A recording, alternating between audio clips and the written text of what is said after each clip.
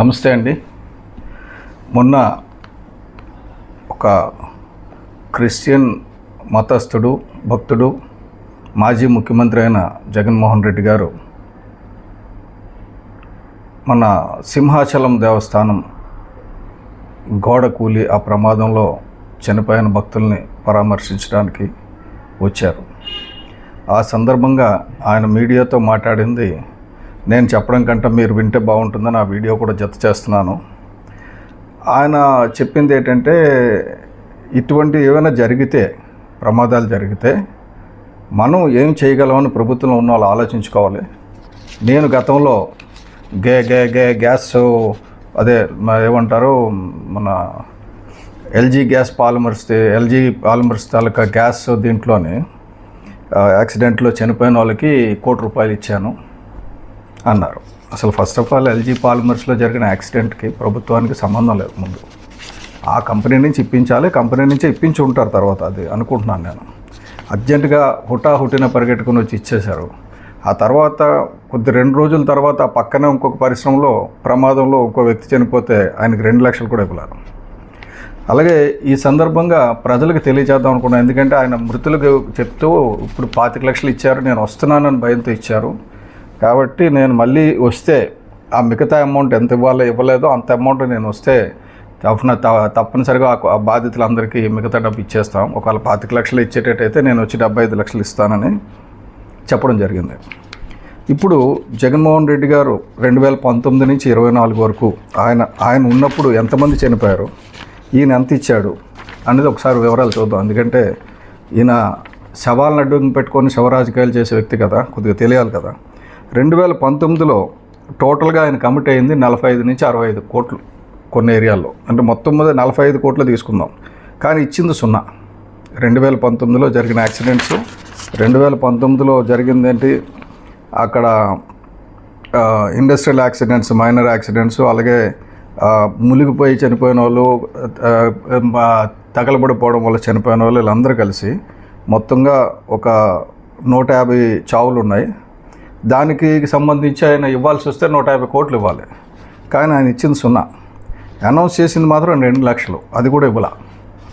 తర్వాత వైజాగ్ గ్యాస్ లీక్లో ఆయన 13 మందికి 13 కోట్లు అనౌన్స్ చేశారు. ఆ తర్వాత బాధితులు ఎంతమంది ఉన్నారు, ఆ తర్వాత కమిటీ ఇచ్చిన రిపోర్ట్లో ఏమైనా 1% అయినా ఆయన యాక్షన్ తీసుకున్నాడా అని ఆ ఎల్జీ పాలిమర్స్ బాధితులను అడిగితే చెప్తారు. ఇప్పుడు నిజంగా అక్కడికి వెళ్తే చెప్పు తీసుకొడతారు ఆయన. అలాగే విజయవాడ కోవిడ్ ఫెసిలిటీలో హాస్పిటల్ తగలబడిపోతే, అంటే కోవిడ్లో చికిత్స పొందుతున్న వాళ్ళు అక్కడ ఫైర్ యాక్సిడెంట్ జరిగితే అక్కడ కుటుంబానికి 10 మంది చనిపోతే కుటుంబానికి 50 లక్షలు ఇచ్చారు. మరి అక్కడ ఎందుకు ₹1,00,00,000 ఇవ్వలేదు? అది కూడా 50 లక్షలు హాస్పిటల్ ద్వారా ఇప్పించారు. తర్వాత సైక్లోన్ నివార్ తుఫాన్లో కానీ 20 మంది చనిపోతే అక్కడ 2 నుంచి 5 లక్షల రూపాయలు ప్రకటించారు. అక్కడ ఎందుకు ₹1,00,00,000 ప్రకటించలేదు? అలాగే చాలా ఉన్నాయి. 2020 సంవత్సరంలో మొత్తం ఈయన ఎస్టిమేటెడ్ కాంపన్సేషన్ అది చెప్పింది 80 కోట్లు, ఇచ్చింది 13 కోట్లు. ఇది పరిస్థితి. అలాగే 2022లో చూసుకుంటే, 21లో చూసుకుంటే గులాబ్ సైక్లోన్ ఒకటి, అది 10 మంది చనిపోయారు, దానికేమో 2 లక్షల రూపాయలు అనౌన్స్ చేశారు.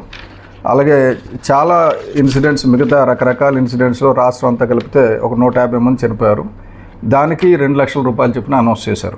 కానీ ఇచ్చింది మాత్రం వాళ్ళు 2 కోట్లు ఇచ్చారు కాంపన్సేషన్ మొత్తం సంవత్సరం అంతా కలిసి. కానీ కమిట్ అయిందేమో 57 కోట్లు. అలాగే 22 నెల్లూరులో స్టాంపీడ్, అది తెలుగుదేశం ఫంక్షన్లో రోడ్ షోలో చనిపోయిన వాళ్ళు 8 2 లక్షలు చెప్పిన ఇచ్చారు. అంటే అది కూడా ప్రభుత్వం బాధ్యతే కదా, ఎందుకంటే ఏదైనా ఫంక్షన్ జరుగుతుందంటే బందోబస్తు కల్పించాల్సింది పోలీసులే కదా.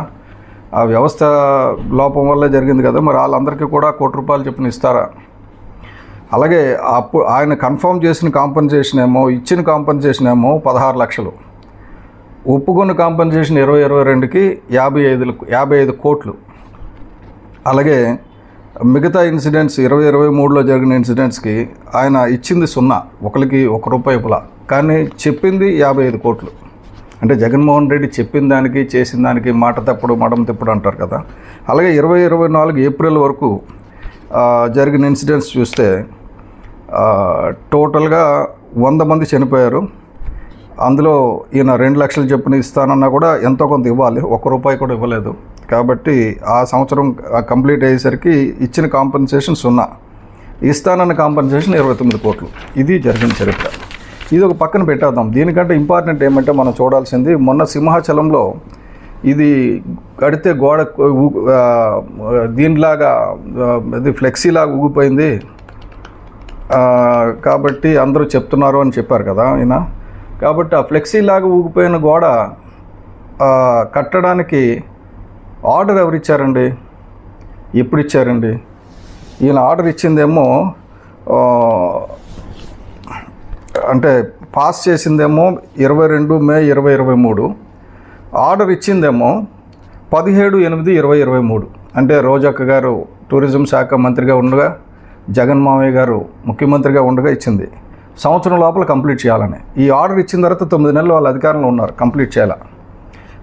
కానీ ఆదరాబాదరాగా ఎందుకు కట్టారంటే ఆర్డర్ క్యాన్సిల్ చేసేస్తారన్న భయంతో ఎవరి దగ్గర నుంచి సూపర్వైజేషన్ పర్మిషన్స్ తీసుకోకుండా అక్కడ ఒక టూరిజం ఎగ్జిక్యూటివ్ ఇంజనీర్ గారు ఉన్నారు, రమణ గారిని, ఆయన పర్యవేక్షణలో జరిగింది. ఈ రమణ గారు ఎవరంటే ఇదివరకు జగన్మోహన్ రెడ్డి గారు టూరిజం ప్రాజెక్ట్ కింద అక్కడ కట్టారు కదా, జగన్మోహన్ రెడ్డి గారు ప్యాలెస్ కట్టారు కదా, ఎంత గట్టిగా కట్టారు చూసాం కదా, బాగా కట్టారు. అంత గట్టిగా కట్టిన అతని సారథ్యంలో ఇంత కూలిపోయే గోడ ఎందుకు కట్టారు అంటే ఏమైనా ఇది కూలిపోవాలనే ఉద్దేశంతోనే కట్టారా అన్నది ఒక అనుమానం ఇప్పుడు.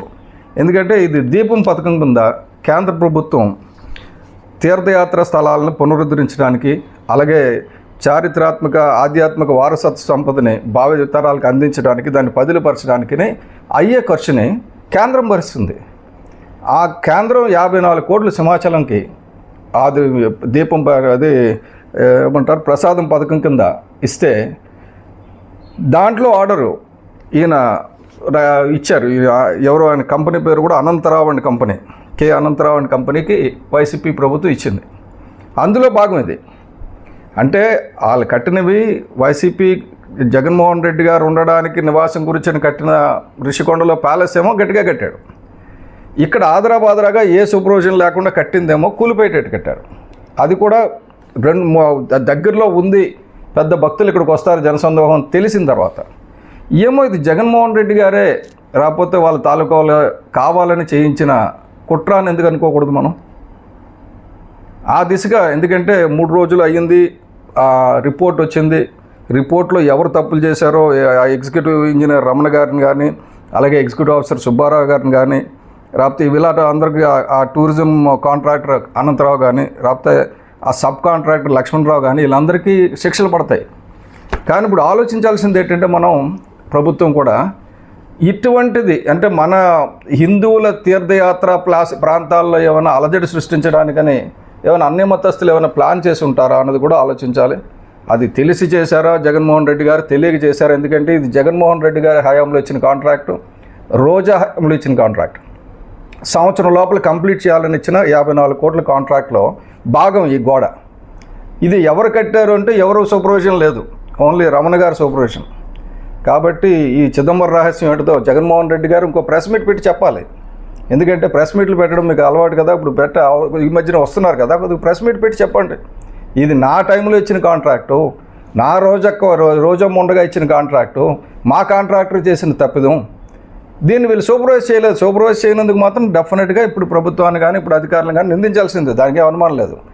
కానీ అసలు ఏ సూపర్విజన్ లేకుండా అడావిడిగా కట్టడం వెనకతల ఉన్న కుట్ర కూడా ఒకటి బహిర్గతం చేయాలని చెప్పి నేను ప్రభుత్వాన్ని కోరుకుంటున్నాను. Thank you.